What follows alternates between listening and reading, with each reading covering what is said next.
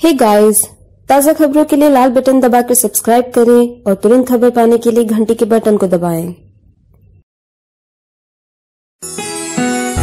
कभी प्यार है, कभी रिश्ता, कभी शान है, कभी सहारा।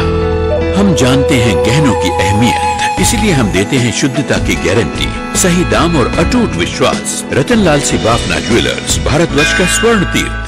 पूर्व मंत्री और विधायक एकनाथराव खड़से को फंसाने का प्लान था। ये धक्कादायक जानकारी दी है सामाजिक कार्यकर्ता कल्पना इनामदार ने। संवाददाता सम्मेलन में कल्पना ने बताया कि अंजलि दमानिया खड़से को फंसाकर जेल भेजने के प्रयास में थी और इसके लिए अंजलि दमानिया ने पैसे लेकर खड़से के पास जाने और एंटी करप्शन में फंसाने के लिए कहा। कल्पना के इन सभी आरोपों पर पूर्व मंत्री और विधायक एकनाथराव खड़से ने मुख्यमंत्री देवेंद्र फडणवीस को एक पत्र सौंपा है, जिसमें कल्पना इनामदार के अंजलि दमानिया पर लगाए गए आरोपों की जांच की मांग की गई है।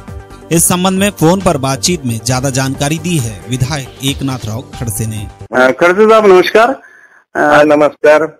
खड़से साहब, अंजलि दमानिया सोमवार को जलगांव में आई थी और उन्होंने पत्रकार परिषद ली और उन्होंने ये कहा कि जो कल्पना इनामदार हैं वो उन पर गलत आरोप लगा रही हैं और झूठे आरोपों में उनको फंसा रही हैं। इस संबंध में आपने मुख्यमंत्री को कोई पत्र दिया है, तो मुख्यमंत्री का क्या कहना रहा उस पत्र पर?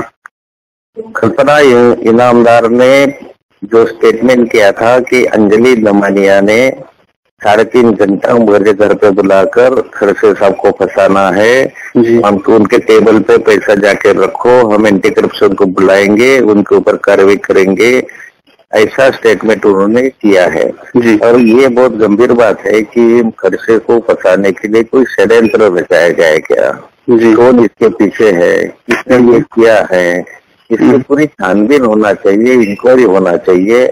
और दमानिया ने उनको घर पे क्यों बुलाया इनके, और उस दिन इनके बारे में जो कॉल डिटेल रिकॉर्ड है उसके लिए इंक्वायरी होना चाहिए और तो तथ्य इसमें सामने आना चाहिए। इसलिए मुख्यमंत्री जी से मैंने आज पत्र भी दिया और चर्चा भी की और उन्होंने इसके बारे में पूरी चौकसी करने के लिए आदेश निर्गमित किए हैं। खड़से साहब, लोगों को ये समझता नहीं है कि महाराष्ट्र में और भी नेता हैं, देश में और भी नेताएं हैं जो कई घोटालों में सामने आते हैं या उनका नाम आता है, उसके बारे में अंजलि दमानिया जी कुछ भी नहीं कहती हैं और वो खड़से के पीछे आखिर क्यों पड़ी हुई हैं? तो इसके बारे में तो सब लोग अभी जानते हैं कि ये अंजलि दमानिया जो है किसी के कहने पर काम करते। बहुत सारे लोग ऐसे सुपारी बादर भी होते हैं, कुछ लेकर एक आदमी के पीछे लगना जिसमें कोई तथ्य नहीं है, झूठे आरोप करना, इस ढंग से भी कोई लोग ऐसे काम करने वाले हैं। अंजलि दमानिया को भी शायद मेरा शक है कि ये क्यों करते हैं, तो इसके पीछे कोई षड्यंत्र हो सकता है। मतलब सुपारी ली जा सकती है, किसी के कहने पे वो आपके पीछे आप पर आरोपों की जड़ी लगाया करती हैं। मुझे लगता है कि किसी के कहने पे करती होगी। उसमें कैसा है? हाँ जी तो पहली बात है कि उसके बहुत सारी वो जमीन के वगैरह जो है, उन्होंने जो जमीन खरीदी के खुद किसान न होते हुए जमीन खरीदी, उसका आक्षेप उसके ऊपर था और ये मैंने उठाया था और आज भी ये जो मामला है हाईकोर्ट में प्रलंबित है। उसने आदेश भी दिया था कि उसके बाजू में निर्णय भी लिया था, उसके ऊपर रायगढ़ कलेक्टर ने हाईकोर्ट में अपील दाखिल करके ये सब इन्होंने बनावट कागज पत्र दिए, फेक कागज पत्र तैयार किए हैं और ये जो जमीन उसने ली है वो गैर कानूनी है। इसके बारे में रायगढ़ कलेक्टर ने मुंबई हाई कोर्ट में दावा दाखिल किया है और उसी का कारण भी हो सकता है या किसी के कहने से वो बस वैसा होता है। नहीं तो ऐसे तो कई आदमी हैं, कई लोग हैं कि जिनके ऊपर आक्षेप आते हैं और उनके बारे में एक शब्द भी ये बोलने को तैयार नहीं है, खाली खड़से को टारगेट करना। और इसलिए कल्पना इनामदार ने जो बोला है उसमें कुछ तथ्य नजर आ रहा है। खड़से साहब, बार बार ये बातें मीडिया भी पूछती है कि आप जो सबूतों की बातें करते हैं वो सबूत सामने क्यों नहीं लाते, तो इस बारे में आपको क्या लगता है, क्यों नहीं वो सबूत सामने लाती है? नहीं, बिना सबूत से बोलते रहते हैं। मैंने तो बार बार बोला है कोई सबूत सामने लाओ, कुछ तथ्य उसमें से सामने आए, अगर गलत किया हो तो उसकी कार्रवाई होना चाहिए, पर कोई सबूत नहीं है, ऐसे कुछ नहीं है। इसलिए उनके ऊपर हमने क्रिमिनल डिफॉर्मेशन के भी केसेस दाखिल करने की अभी तैयारी की है। उसने भी बोला कि खड़से साहब क्रिमिनल मेरे ऊपर क्यों नहीं एक्शन लेते, मेरे ऊपर क्यों नहीं वापरो नुकसान का दावा करते हैं। अब उसकी जो रिक्वेस्ट है, उसकी रिक्वेस्ट मान के हमने आज ही उसको क्रिमिनल डिफर्मेशन के लिए नोटिस भेजा है कि इसका खुलासा करो, नहीं तो आपके ऊपर हम क्रिमिनल डिफर्मेशन दाखिल करेंगे। आज ये नोटिस उसको गई है।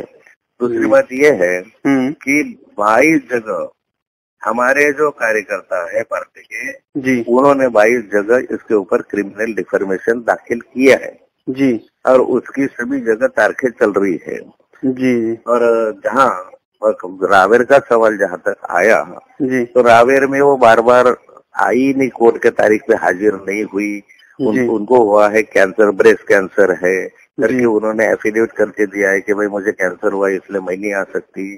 तो बार बार न आने के कारण उसको कोर्ट ने नॉन अवेलेबल वारंट निकाला है, मैंने थोड़ी निकाला है।